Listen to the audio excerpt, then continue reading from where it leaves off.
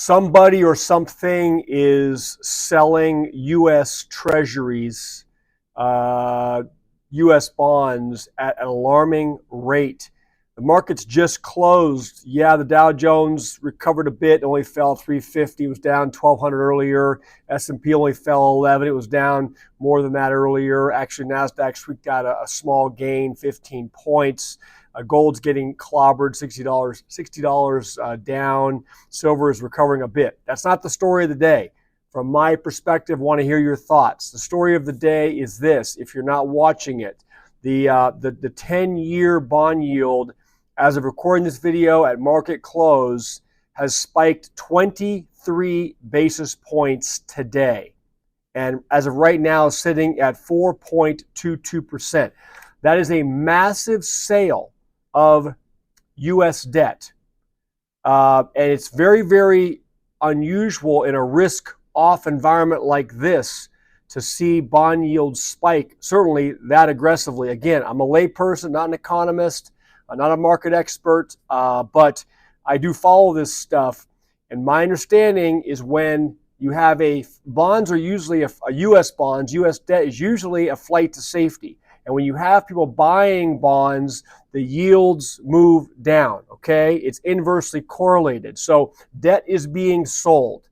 So in an environment where the United States stock market's been taking a massive hit, who is selling U.S. debt right now? Some might say, well, Matt, they're selling some debt to go back into stocks. Yeah, I don't buy that. That 23 basis point spike is a massive sale, okay? So I'd love to hear your input on this. Let me share with you a possible explanation of what's going on. I hope to God it's not.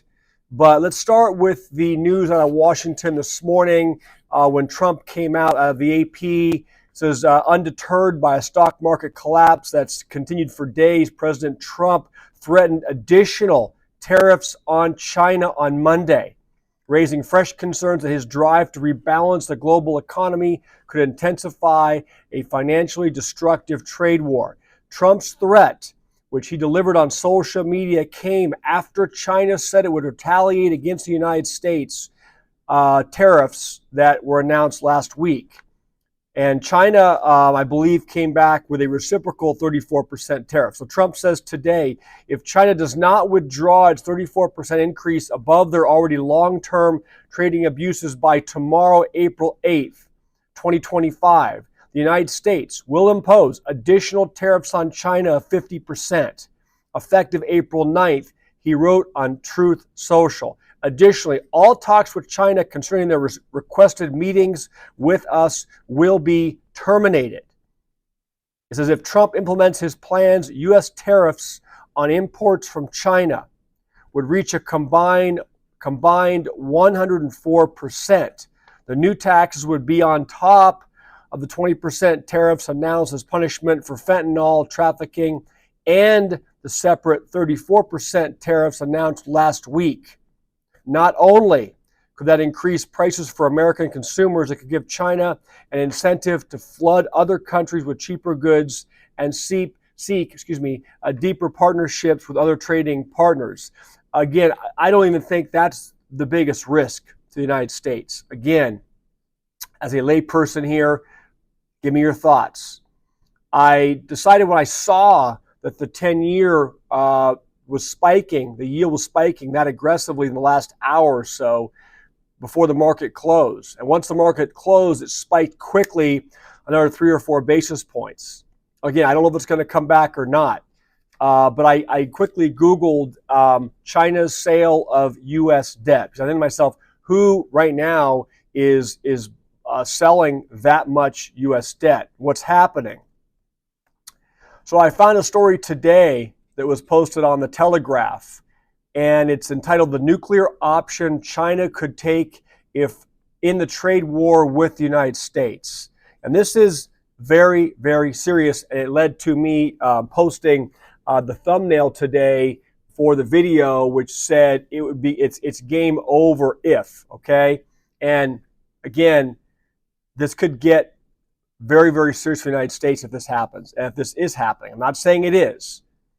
President Xi Jinping is on the offensive. China's surprise announcement of 34% retaliatory tariffs on U.S. goods triggered a fresh wave of stock market falls, it says, on Monday. Beijing saw the way things are going and thought this might well be the opportune moment to apply more critical pressure on the United States, says Duncan Wrigley, chief China economist at Pantheon Macroeconomics.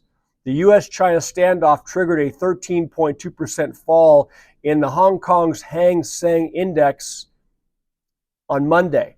That's the largest one-day move since 1997. And China's CSI 300 Blue Chip Index also fell 7%. It says China's foreign ministry has labeled Donald Trump's tariffs as economic bullying, but the big question now is how much more is to come from Beijing.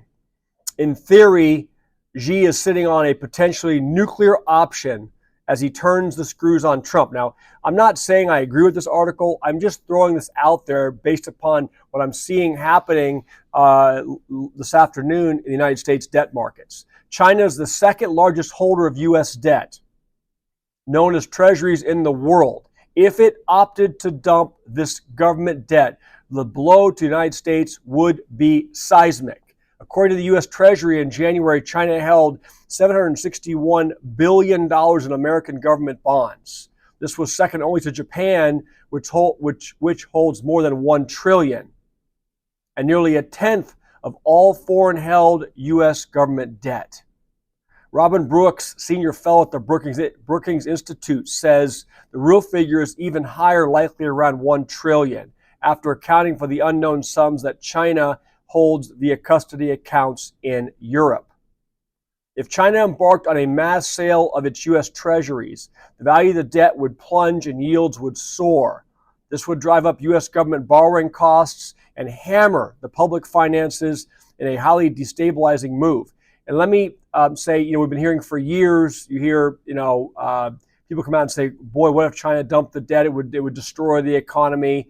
But you haven't really had a situation like this. We're talking about potentially 100% tariffs going on to China as soon as tomorrow, right, April 8th, and a possible response. Not saying it's happening, but it's possible. But the likely scenario, here we go. It says the likely scenario is unlikely, not least because the pain for China would be huge. Marcelo Estavo, chief economist at the Institute for International Finance, the IIF, says it would be self-defeating because it would very much hurt China. But again, you got to understand, and here I'm editorializing, when people get backed into a corner, sometimes the repercussions are, let's say, unknown or unforeseen. And the art of the deal has been tossed around the last 24 hours, saying that Trump is gaming this. He understands exactly what's going on. He was out yesterday evening, I think on his way back to the White House, saying, be patient, don't panic. This is all going to work out.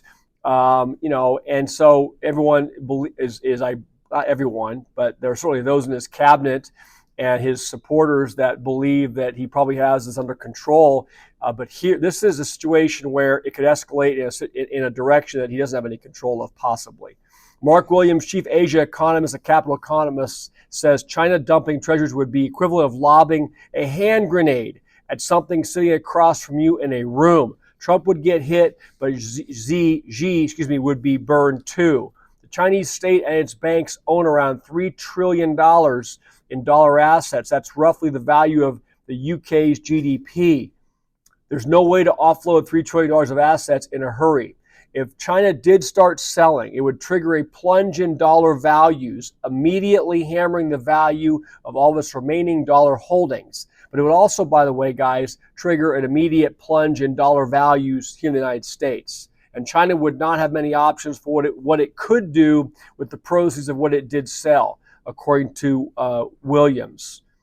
If it brings them back to China, the renminbi appreciates, says Williams. This would make China's exports far more expensive for the rest of the world, hitting its ability to export.